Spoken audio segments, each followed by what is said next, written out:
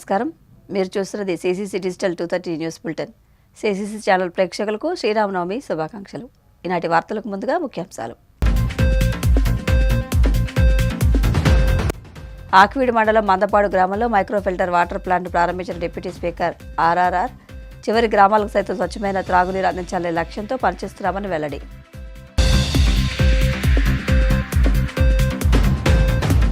రామతీర్థంలో గిరి ప్రదక్షిణ కోసం నిర్మించిన రోడ్డును వర్చువల్గా ప్రారంభించిన డిప్యూటీ సీఎం పవన్ ఆలయాల అభివృద్ధికి, హిందూ ధర్మ పరిరక్షణకు కూటమి ప్రభుత్వం కట్టుబడి ఉందని వెల్లడి. ఇంటెలిజెన్స్ నివేదికల కంటే ఇంటి చాడీలకే చంద్రబాబు నేతృత్వంలోనే కూటమి ప్రభుత్వం విలువనిస్తోంది. మండిపడ్డ వైసీపీ ఎమ్మెల్యే తాటిపర్తి చంద్రశేఖర్. విద్యార్థులకు అందించే ఉచిత స్టడీ మెటీరియల్ను సద్వినియోగం చేసుకుని పోటీ పరీక్షలో రాణించాలి. ఆంధ్ర పాఠశాల వ్యవస్థాపకులు డాక్టర్ యువి రమణరాజు సూచనలు.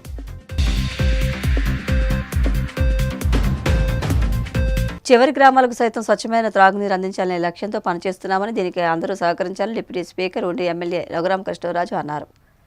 పశ్చిమ గోదావరి జిల్లా ఆకివీడు మండలం ఐబీఎంవరం శివారు మందపాడు గ్రామంలో కెనరా బ్యాంక్ సిఎస్ఆర్ నిధులు 5 లక్షలు, మండల పరిషత్ నిధులు 4,50,000 రూపాయల నిధులతో ఏర్పాటు చేసిన మైక్రో ఫిల్టర్ వాటర్ ప్లాంట్ను టీటీడీ మాజీ చైర్మన్ కనుమూరి బాపరాజుతో కలిసి ఆయన ప్రారంభించారు. అనంతరం ఎంపీ లాడ్స్ మిగిలిన సొమ్ము 8 లక్షల రూపాయలతో నిర్మించిన రేవును బాపిరాజు ప్రారంభించారు.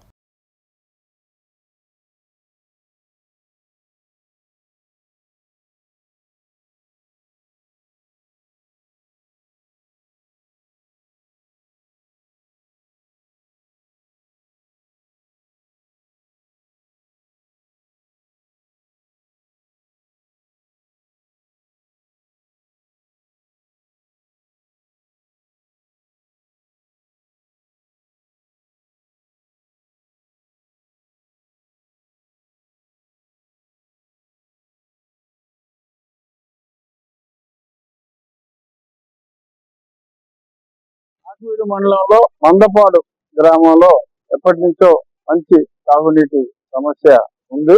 దానికి శాశ్వత పరిష్కారంగా కెనరా బ్యాంక్ వాళ్ళ సహకారంతో, వాళ్ళ సిఎస్ఆర్ నిధులతో, గ్రామస్తుల సహకారంతో 5 లక్షల లీటర్ల మైక్రో ఫిల్టర్ ఏర్పాటు చేయడం జరిగింది. ఇక్కడ తాగునీటి సమస్యకి శాశ్వత పరిష్కారం ఈ రోజు నుంచి ఉంటుంది.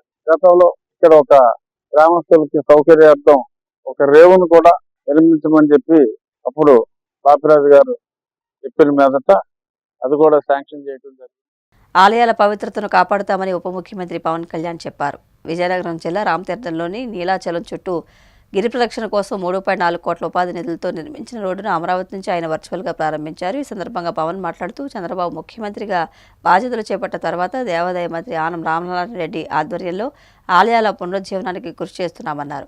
40 కోట్లతో 22 ప్రధాన ఆలయాల అభివృద్ధి పనులు చేపడుతున్నామన్నారు.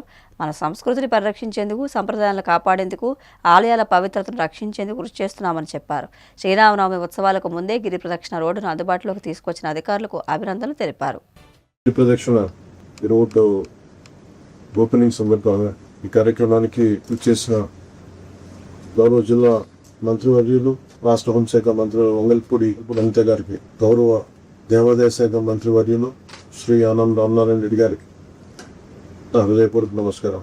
మంత్రివర్యులు కొండపల్లి శ్రీనివాస్ గారికి, పార్లమెంట్ సభ్యులు కలిసెట్టి అప్పలనాయుడు గారికి, గౌరవ శాసనసభ్యులు రజుమర్ల శ్రీమతి లోకం మాధవి గారికి, బీజేపీ విజయనగరం జిల్లా అధ్యక్షులు పాక్కలపాటి రాజేష్ వర్మ గారికి, ఎమ్మెల్యే విజయనగరం శ్రీమతి కోసుపాటి విజయలక్ష్మి గజపతి రాజు గారికి నా హృదయపూర్వక నమస్కారం. గత ప్రభుత్వంలో రామతీర్థం అనగానే రాముడి తల సిరిచ్ఛేదం జరిగింది మనకు గుర్తుండిపోయింది. ఈరోజు కొన్ని దశాబ్దాలు అడుగుతూ ఉన్నారు. ఈ రోడ్డు ఒక 3.70 కిలోమీటర్ల రోడ్డు రాళ్ళు రప్పలతోటి, ముళ్ళ తొప్పలతో నిండిపోయిన రోడ్డు చాలా కష్టంగా ఉండేది. ఆ గిరి ప్రదక్షిణకి వచ్చే భక్తులు కష్టమైనా సరే ఆ మార్గంలో నడిచేవాళ్ళు. ఈ విషయాన్ని స్థానిక శాసనసభ్యురాలు శ్రీమతి లోకం మాధవి గారితో పాటు కొంతమంది భక్తులు దృష్టికి తీసుకొస్తే అది మన గౌరవ సీఎం చంద్రబాబు నాయుడు గారు కూటమి ప్రభుత్వం అధికారం చేపట్టిన తర్వాత ఆలయాల పవిత్రని సంరక్షించే చర్యల్లో భాగంగా రామనారాయణ రెడ్డి గారి ఆధ్వర్యంలో చాలా గుళ్ళకి మనం తిరిగి పునర్జీవం ఇవ్వటం జరిగింది.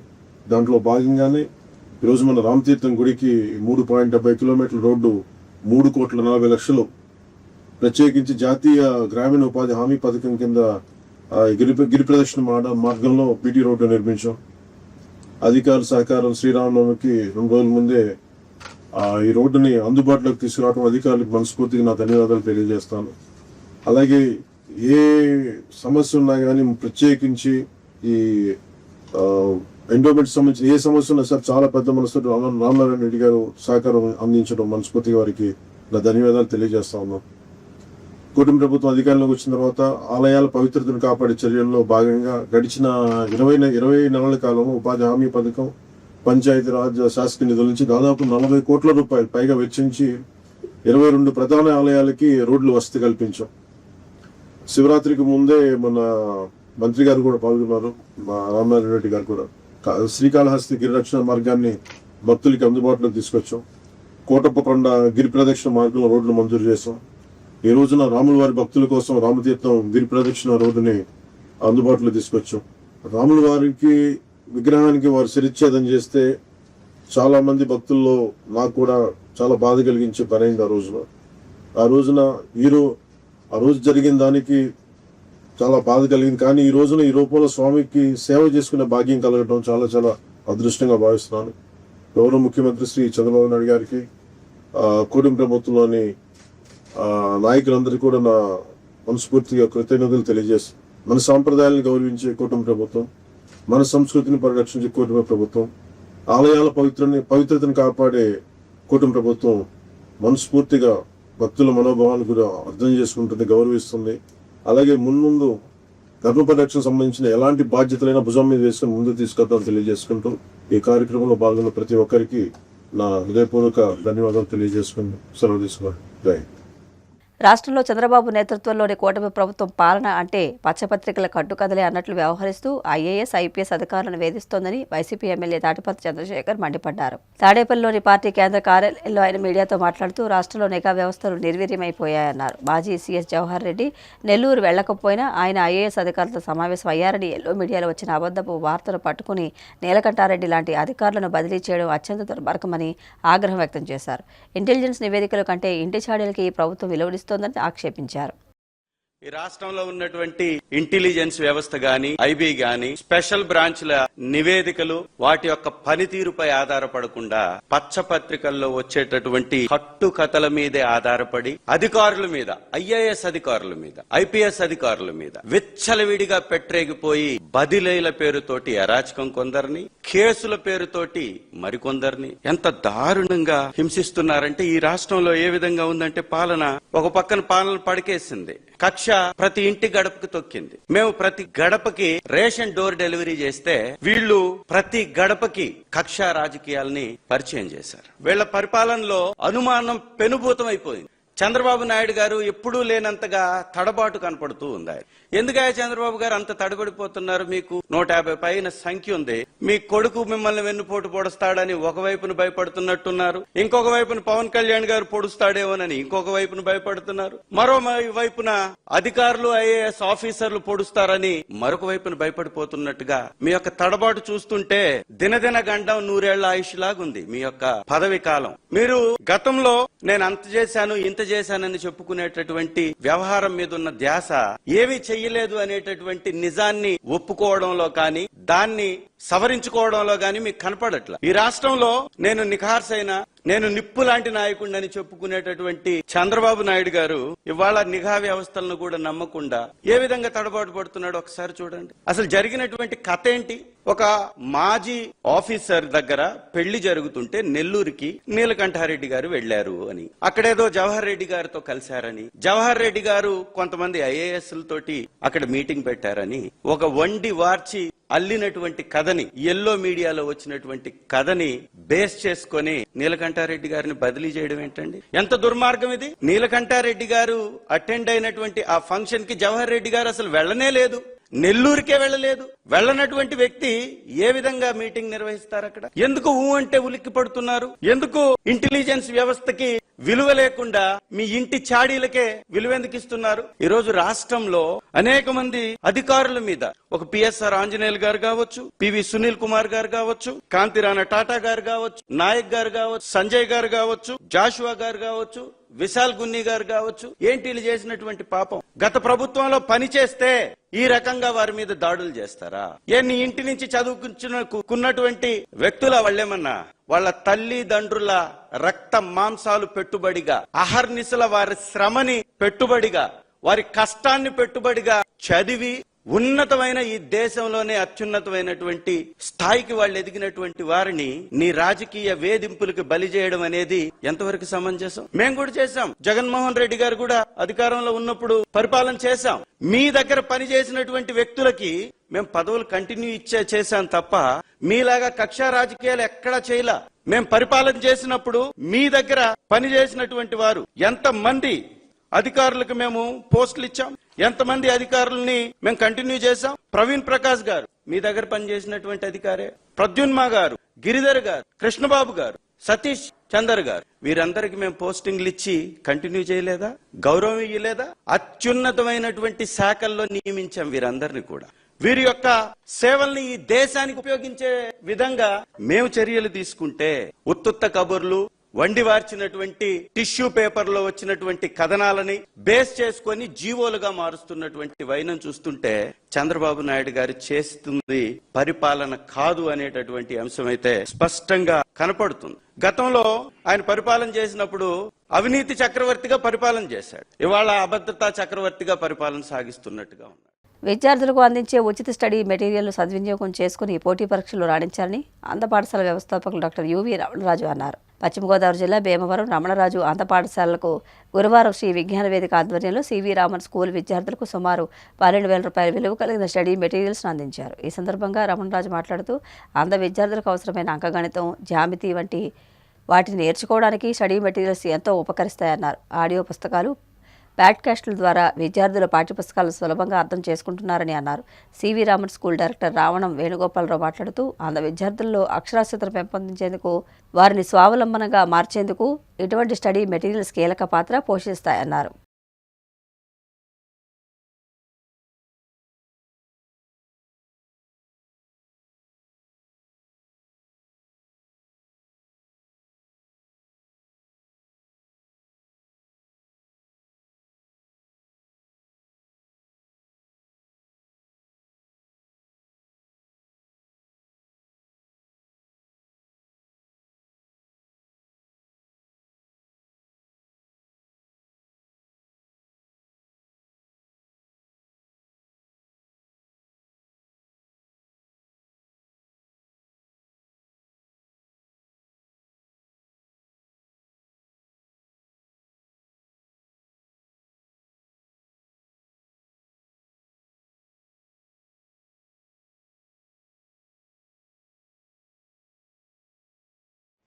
స్కూల్ పిల్లలు చేసేది చిన్న సాయమైనా కూడా దాన్ని వృతాభక్తిగా స్వీకరించి రమణరాజు గారు నడుపుతున్నటువంటి ఈ యొక్క పేద విద్యార్థుల ఆశ్రమానికి మా వంతు మా సహాయం చేయడానికి మేము చాలా ఆనందిస్తున్నాం.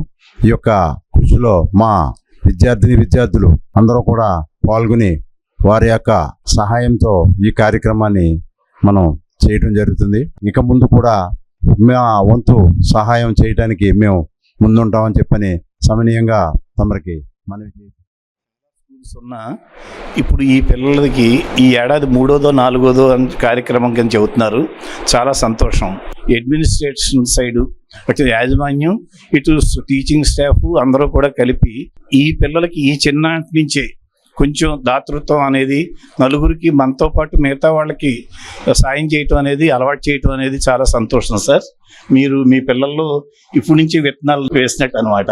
వాళ్ళకి ఫ్యూచర్లో ఇది ఒక స్ఫూర్తి కింద ఉండి స్థిరపడిన తర్వాత మీరు ఎలా చేస్తున్నారో అక్కడ అమలాపురంలో స్కూల్కి, బ్లైండ్ స్కూల్కి వాళ్ళు కూడా వాళ్ళు ఎక్కడ సెటిల్ అయితే అక్కడ చక్కగా మిగతా వాళ్ళకి ఎక్కడైతే నీడ్ ఉందో వాళ్ళకి సర్వ్ చేయడానికి వాళ్ళని తయారు చేస్తున్నారు అనమాట.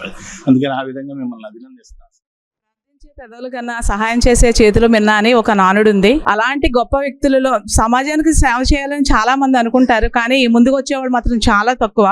అలాంటి వాళ్ళలో ఒక మహా గొప్ప యోధుడిని ఈ రోజు మనం చూస్తున్నాము. పిల్లలకి సేవ చేయాలి అని చెప్పి ముందుకు వచ్చిన ఒక మహనీయుడు ఆయన డాక్టర్ రమణ రాజు గారు. ఆయన ఏ విధంగా పోయినా చాలా తక్కువే. మా పిల్లలందరూ కూడా, మీరు కూడా పెద్ద అయిన తర్వాత ఇలాంటి సేవా కార్యక్రమాల్లో పాల్గొని ఇలాంటి మంచి పనులు అనేకం చేసి మన దేశానికి మంచి పేరు తీసుకురావాలి. అదే విధంగా మన స్కూల్ కూడా మీరు మంచి పేరు తీసుకురావాలని చెప్పి స్కూల్ అమలాపురంలో 87,000 రూపాయలు కలెక్ట్ చేసి, అదేవిధంగా డైరెక్టర్ గారు కూడా కొంత అమౌంట్ వేసి దాదాపు ₹1,00,000 దాకా ఆ బ్లైండ్ స్కూల్కి రావులపాలెం వాళ్ళకి ఇవ్వడం జరిగింది. నేను దగ్గర నుండి చూశాను. ఇలాంటి మంచి పనులు చేసినటువంటి సరస్వతిరామన్ స్కూల్ యాజమాన్యానికి మనస్ఫూర్తిగా కృతజ్ఞతలు తెలియజేస్తూ ఇంకా ముందు మంచి కార్యక్రమాలు చేయాలి.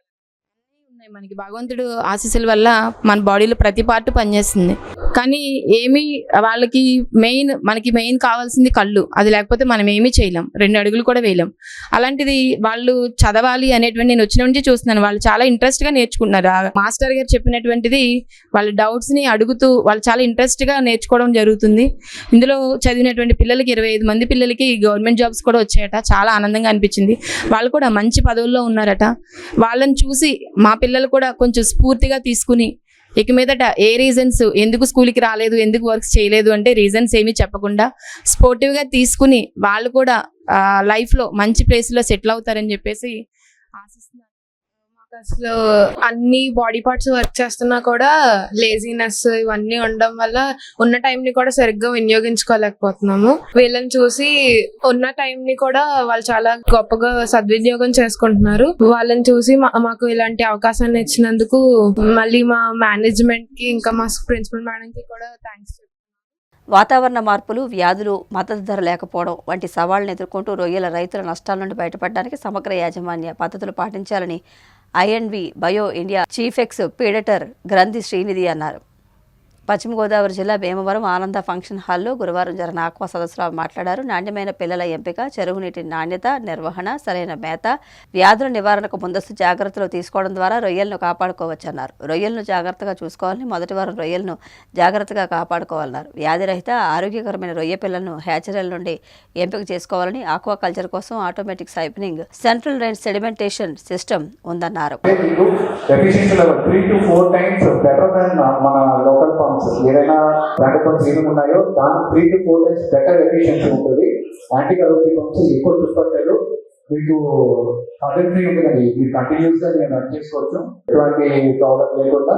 ఈవెన్ 5 to 6 years 7 years వరకు కూడా దీనికి సంబంధించిన సర్వీస్ అన్ని కూడా మీకు ప్రొవైడ్ జరుగుతుంది. తర్వాత డీవాటరింగ్ పంప్ అండి. So dewatering pump starting 3 HP 4 HP 5 HP 6 HP వరకు కూడా అవైలబుల్ ఉంటుంది. ఇది కూడా కంప్లీట్ గా ఎస్ఎస్ మేక్ ఉంటుంది. మన థాయిలాండ్ నుంచి world best pump HCP Thai pump అంటారు. సో ఆ కంపెనీ వాళ్ళు ప్రత్యేకంగా చాలా స్పెషల్ అండి. టాప్ 5 కంపెనీస్ లో వీళ్ళు ఉంటారండి. మన పంప్ వీళ్ళు సెకండ్ పొజిషన్ లో ఉంటారు.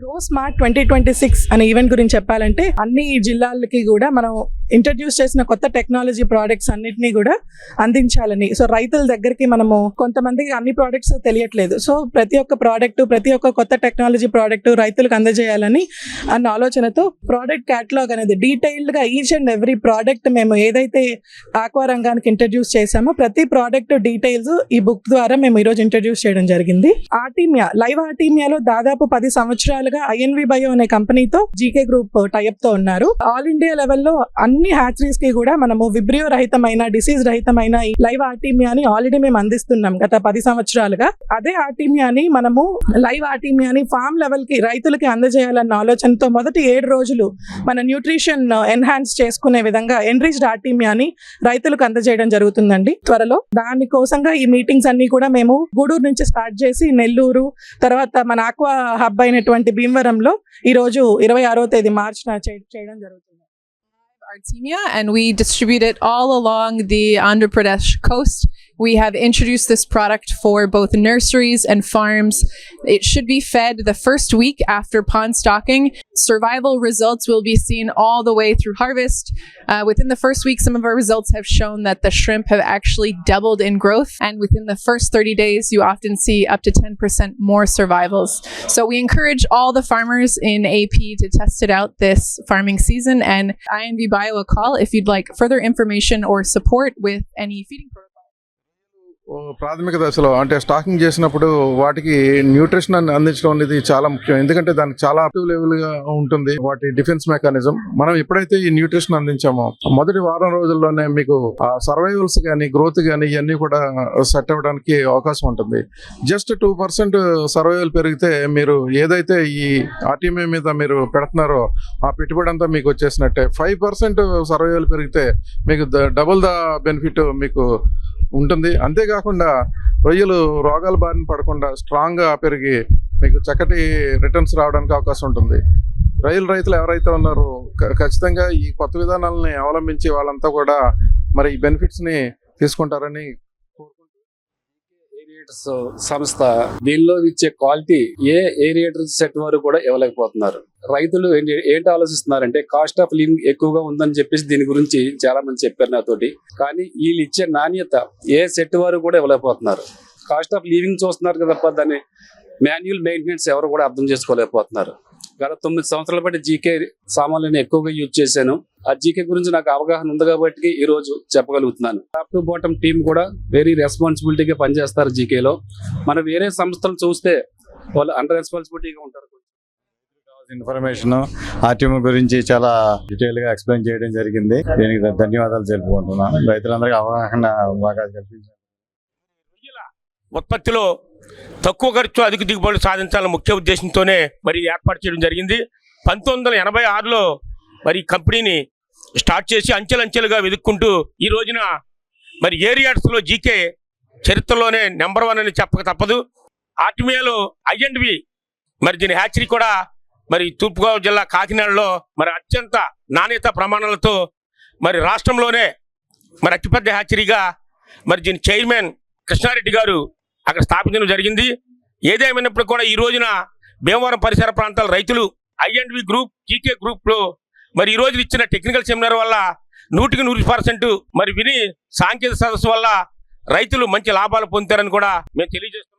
ఏలూరు జిల్లా బేమడోలు మండలం గుండుగొల్లు గ్రామంలో 136 ఏళ్ల చారిత్రక వైభవం కలిగిన శ్రీ సీతారామస్వామి ఆలయం శ్రీరామనవమి ఉత్సవాల్లో ఆధ్యాత్మిక కాంతిని వెదజల్లుతోంది. ఆలయ ట్రస్టీ చైర్మన్ కొండా గంగరాజ్ కుమార్ పర్యవేక్షణలో ప్రధాన అర్చకులు సుధీరాచార్యులు, బ్రహ్మ నృసింహ గోపాలాచార్యుల నేతృత్వంలోని అర్చక బృందం యాగశాలలో విశేష కార్యక్రమాలు నిర్వహిస్తున్నారు.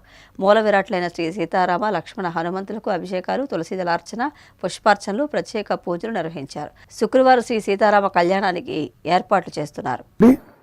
శ్రీ హనుమత్ సీతా లక్ష్మణ సమేత శ్రీ సీతారామ స్వామి యొక్క దేవాలయంలో శ్రీరామనవమి బ్రహ్మోత్సవాల సందర్భంగా మరి ఎంతో వైభవపేతంగా సప్తమి రోజు నిన్నటి సాయంకాలం విశ్వక్సేనారాధన, పుణ్యాహవచనం, అజస్రదీపారాధన, ముత్సంగ్రహణ, అంకురార్పణ, వాస్తు పూజ, వాస్తు హోమం, ధ్వజారోహణ కార్యక్రమాలు చేసి మన గ్రామంలో ఉండేటువంటి ఈ దేవాలయంలో ఉండే ధ్వజస్తంభం నుంచి ధ్వజారోహణం గరుత్మంతుడిని వైకుంఠానికి పంపించి ఈ 5 రోజులు జరిగేటువంటి బ్రహ్మోత్సవాల్లో స్వామి మన ఊళ్ళో ఉండి మన యొక్క కైంకర్యాలన్నీ కూడా పొందాలనే ఉద్దేశంతో నేరుగా చక్కగా వైకుంఠంలో శ్రీమన్నారాయణ మన దేవాలయానికి తీసుకువచ్చి ఈ కైంకర్యాలన్నీ కూడా నిర్వహించే విధంగా ధ్వజారోహణ చేసే కార్యక్రమం నిన్న సాయంకాలం జరిగింది. మరి ఈ రోజు చక్కగా ఈ యథావిధిగా నిత్యార్చన, నిత్యహోమం, నవకుంభారోపణ, నవకమూర్తి ఆవాహనలు జరిపి విశేష ఆరాధనలు చేస్తూ ఉన్నారు.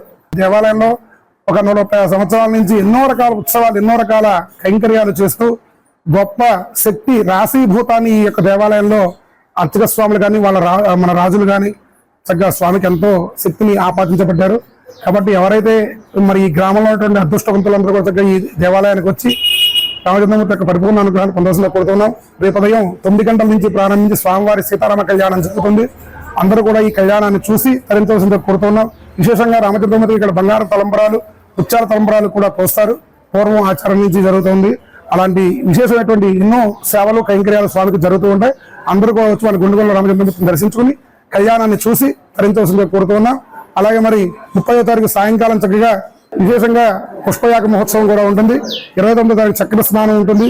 మరి ఇక్కడ విశేషం ఏమిటా అంటే రామచంద్రమూర్తికి ఎవరైతే కనుక గురువారం వచ్చి 18 ప్రదక్షిణాలు చేస్తారో ప్రతి గురువారం వారందరికీ ఏ కోరికలు అయితే ఉన్నాయో ఆ కోరికను తీరడానికి చక్కని ప్రతీతి ఉంది. కాబట్టి అందరూ కూడా వచ్చి రామచంద్రమూర్తి దర్శించడానికి కోరుతున్నాం.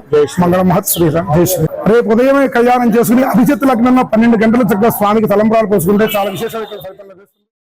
వార్తలు ముగించే ముందు ముఖ్యాంశాలు మరొకసారి. ఆకివీడు మండలం మందపాడు గ్రామంలో మైక్రోఫిల్టర్ వాటర్ ప్లాంట్ ప్రారంభించిన డిప్యూటీ స్పీకర్ ఆర్ఆర్ఆర్ చివరి గ్రామాలకు సైతం స్వచ్ఛమైన త్రాగునీరు అందించాలనే లక్ష్యంతో పనిచేస్తున్నామని వెల్లడి.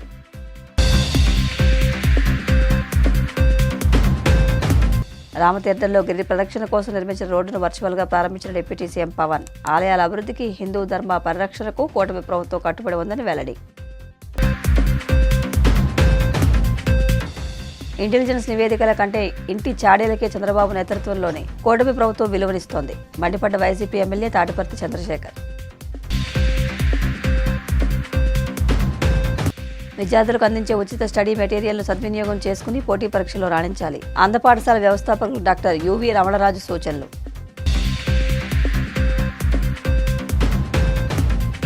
CCC డిజిటల్ 230 న్యూస్ బులెటిన్ ఇంతటితో సమాప్తం.